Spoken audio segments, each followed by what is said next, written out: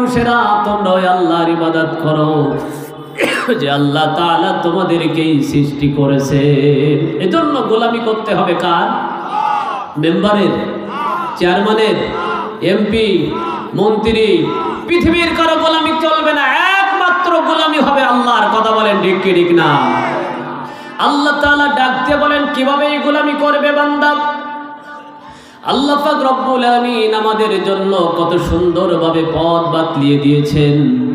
বিশ্বনবী সাল্লাল্লাহু আলাইহি ওয়াসাল্লামের কাছে সাহাবী এসে জিজ্ঞাসা করলেন, ইয়া রাসূলুল্লাহ, ইয়া হাবিবাল্লাহ, ইসলাম কি জিনিস?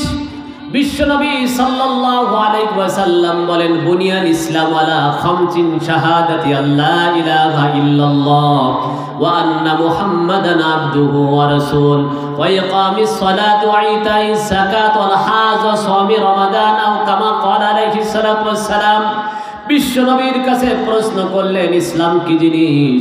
বিশ্বনবী সাল্লাল্লাহু আলাইহি ওয়াসাল্লাম বলেন, ইসলাম হলো বুনিয়াল ইসলাম আলা খামসিন, পাঁচটা মূল ভিত্তির উপর ইসলাম প্রতিষ্ঠিত। বিশ্বনবী ঘোষণা করে বলেন, আশহাদু আল্লা ইলাহা ইল্লাল্লাহ ওয়া আন্না মুহাম্মাদান আবদুহু ওয়া রাসূল, একমাত্র আল্লাহকে রব বলে স্বীকার করে নেবে, আল্লাহকে মালিক বলে স্বীকার করে নেবে, আল্লাহকে রিজিক দাতা বলে স্বীকার করবে, আল্লাহকে বিধান দাতা বলে স্বীকার করে নিবে, সমস্ত ক্ষমতার মালিক আল্লাহ বলে স্বীকার করে নিবে।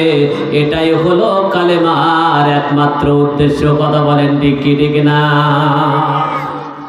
একমাত্র সর্বক্ষেত্রেই ক্ষমতার উৎস মনে করতে হবে একমাত্র আল্লাহ। পৃথিবীর কোনো মানুষ ক্ষমতার উৎস নয়। কথা বলেন ঠিক কি ঠিক না? এই জন্য আল্লাহ পাক রব্বুল আলামিনের প্রতি পূর্ণ বিশ্বাস স্থাপন করার নামই হলো ঈমান। এই বিশ্বাস স্থাপন করে আল্লাহ পাক রব্বুল আলামিন ডাক দিয়ে বলতেছেন, বান্দা হে, আমি আল্লাহ পাক রব্বুল আলামিন তোমাদের কাছে চাই শুধু ইবাদত। আমরা মনে করি ইবাদত মানে হলো নামাজ পড়ি, রোজা রাখি, হজ করি, যাকাত দেই, এটা ইবাদত নয়। ইবাদত হলো আল্লাহর আদেশকে মেনে নেওয়া আর নিষেধকে বর্জন করা, ছেড়ে দেওয়া, এটাই হলো ইবাদত। নামাজ, রোজা, হজ, যাকাত হলো একটা অঙ্গ। একটু গরম পানি দিতে পারে কিনা?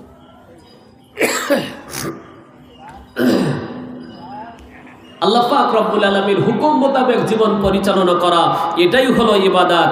ইবাদত মানে শুধু নামাজ, রোজা, হজ, যাকাত নয়। অনেকেই মনে করি আমি নামাজ পড়ি, আমি রোজা রাখি, হজ করেছি।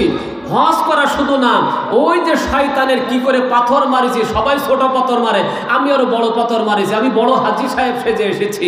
এরপরে জাকাত দেই, কত জাকাত দেই, ওই যে আমি 200-300 শাড়ি কিনে, লুঙ্গি কিনে জাকাত দেই, মানুষ শুধু নিয়ে যায়। আমি কি কম বড় মুসলমান? শুনে রাখো মুসলমান, নামাজ, রোজা, হজ, জাকাত সব কিছু ঠিক আছে, ইসলামী আন্দোলন পছন্দ করো না, তুমি মুসলমানও নয়। কথা বলেন ঠিক কি ঠিক নয়? তোমার চিন্তা চেতনা, ওঠা বসা, চলাফেরা সর্বক্ষেত্রে থাকতে হবে আল্লাহর দ্বীন, আল্লাহর জমিনে প্রতিষ্ঠার লক্ষ্যে যা যা করার দরকার, এই কাজগুলো বাস্তবায়নের জন্য সময় লাগলে সময় দেব, শ্রম লাগলে শ্রম দেব, অর্থ লাগলে অর্থ দেব, জীবন লাগলে জীবন দেব। এটাই হলো মুসলমানের পরিচয়। কথা বলেন ঠিক কি ঠিক না?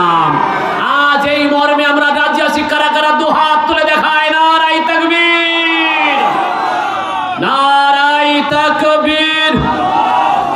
আল কোরআনের আলো সবখানে জালো, নারাই তাকবীর। কিন্তু দুঃখের বিষয় হলেও সত্য, ইসরায়েল ফিলিস্তিন যুদ্ধ হচ্ছে, ফিলিস্তিনের মানুষগুলো মেরে মেরে শেষ করে দিচ্ছে। আর সেই মুহূর্তে কাতারে ওই কুত্তা ট্রাম্পকে এনে মহিলা ডান্স দিয়েছে কাতারের আমির। কথা বলেন ঠিক কি ঠিক না?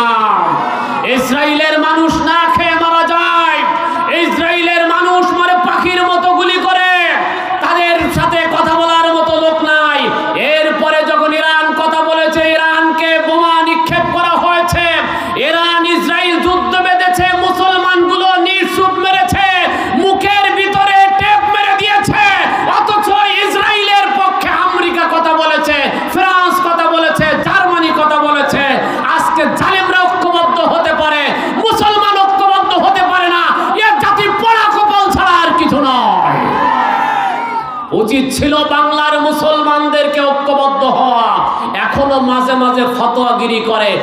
যতক্ষণ পর্যন্ত ফতোয়াগিরি বন্ধ না হবে ততক্ষণ মুসলমান মাইর খাবে, মাইর খাবে, মাইর খাবে। কথা বলেন ঠিক কি ঠিক না? এজন্য মুসলমানদের ঐক্য গড়ার দরকার। এখনো আমরা খুঁজি লম্বা টুপি পরবো না গোল টুপি পরবো, লম্বা জামা পরবো না গোল জামা পরবো। এই টুপি, দাড়ি আর এই জামার ভিতরে মনে করেছি ইসলাম সীমাবদ্ধ নয়। ইসলাম হলো তোমার ভিতরে তৈরি করতে হবে, ঈমান ভিতরে নিয়ে আসতে হবে। হতে পারে তুমি ভ্যান চালক, তোমার সাথে যদি আল্লাহর সম্পর্ক হয় তুমি আমার চেয়ে বড় আল্লাহওয়ালা হয়ে যাবে। আমার দাড়ি টুপি পাঞ্জাবি মাদ্রাসায় পড়েও সেটা হবে না। কথা বলেন ঠিক কি ঠিক না? এজন্য আল্লাহর সাথে সম্পর্ক করতে গেলে বিরাট বড় হুজুর হওয়া লাগে না। আল্লাহর সাথে সম্পর্ক করতে গেলে একজন ভ্যানালাও পারে, একজন রিক্সাওয়ালাও পারে, একজন কৃষক আল্লাহর সাথে সম্পর্ক করতে পারে। আজকে বাংলাদেশ সেটা প্রমাণ করে দিয়েছে। এদেশে যত গরিব মানুষ, অসহায় মানুষ, এরাই ইসলামের ধারক বাহক। আর এদেশে যত শিক্ষিত ছিল, বেশি ছিল, যারা শিক্ষিত পরিচয় দিয়েছে তারাই চোর, তারাই বাটপার, তারাই ডাকাত। তার প্রমাণ আমরা ইতিপূর্বে দেখেছি।